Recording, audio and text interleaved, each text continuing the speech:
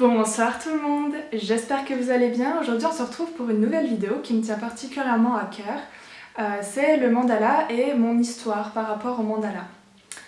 Alors il faut savoir, je suis quelqu'un qui est très contradictoire avec toutes les tendances de la société et le mandala n'y échappait pas à l'époque. Quand c'est devenu très tendance, je n'avais pas du tout envie de faire ça et ça m'est arrivé malgré moi.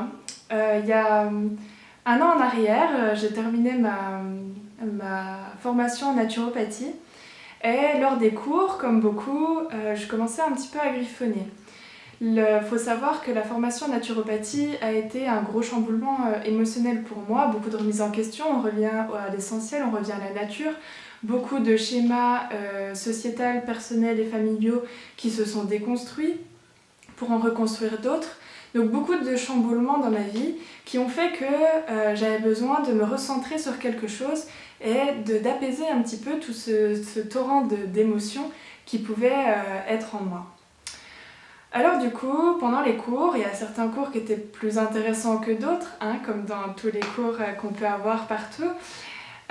Et j'ai commencé un petit peu à griffonner sur ma feuille, à utiliser les carreaux de ma feuille. Et je me suis très vite aperçue que je faisais des mandalas. Alors au début c'était un petit peu succinct, mais à force j'ai commencé à vraiment voir la forme se décider. Et je me suis dit, oh tiens, pourquoi pas continuer et voir ce que je peux faire sur une feuille blanche. Alors bien sûr j'étais en cours, il fallait que je continue à écouter malgré tout. Par respect pour le professeur, je n'allais pas non plus sortir mon compas, ma règle, mon rapporteur pour bien dessiner comme il faut, bien que ce soit tout droit, etc. Parce qu'il était question quand même d'écouter et de prendre des notes.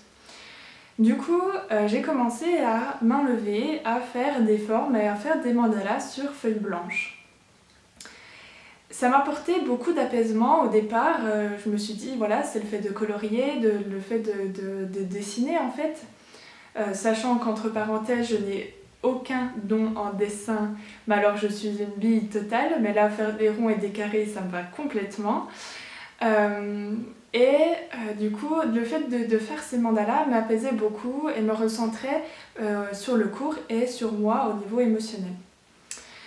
Avec quelques temps, voilà, tous mes collègues de classe regardaient mes mandalas, ils trouvaient ça joli, certains me demandaient, ils en commandaient en quelque sorte pour eux. Et j'ai eu un changement, il y a eu plusieurs changements lors de ma formation au niveau émotionnel. Et j'ai un ami qui est venu vers moi qui m'a dit « ça fait quelques semaines, tes mandalas ils changent, je comprends pas pourquoi, il y a quelque chose de différent ». Et en fait, j'ai commencé à reprendre tous mes mandalas et j'ai vu en fait à quel moment ça avait changé. Et c'était ce qui avait changé en moi au même moment.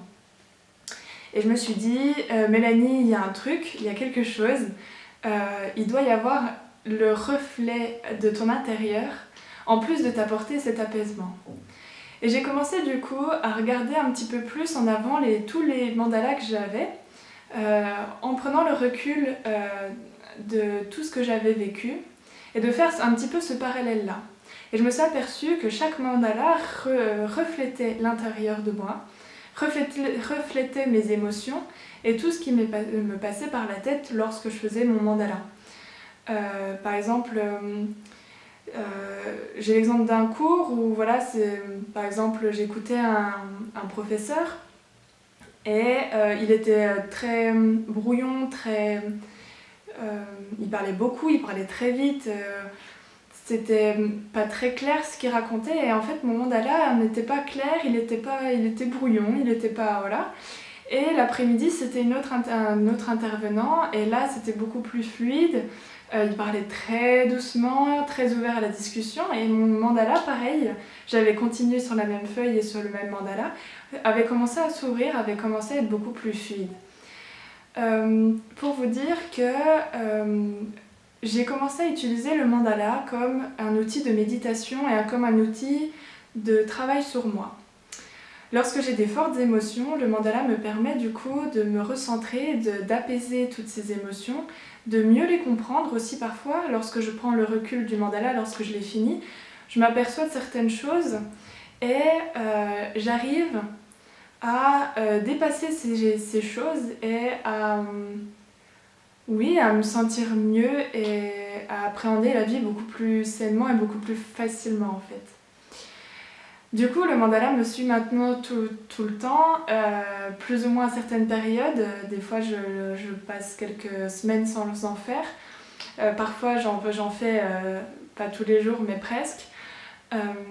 Le mandala est vraiment un outil pour moi pour se recentrer à soi, recentrer au niveau de ses émotions, d'être un outil aussi de méditation pur et puissant, parce qu'on se met dans un état méditatif lorsqu'on dessine et lorsqu'on colorie. Et ce mandala, et le mandala en général, a vraiment changé ma vie, elle a vraiment été un plus pour moi pour gérer mes émotions et pour gérer, qu'elles soient agréables ou pas, tout ce qui se passe dans ma vie. Voilà, je vous remercie pour avoir regardé cette vidéo. Partagez-moi en commentaire si vous aussi vous faites des mandalas et ce que le mandala peut vous apporter. On se retrouve pour une prochaine vidéo sur le mandala. Je vais vous en faire quelques-unes en plus pour vous partager vraiment tout cet univers de méditation, de recentration, de reconnexion, excusez-moi, à soi et tout le plaisir en fait que je peux avoir en créant tous ces mandalas, voilà, tout mon univers.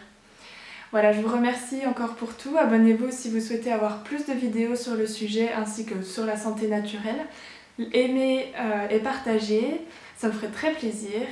Et sur ce, je vous dis à très bientôt avec beaucoup d'amour.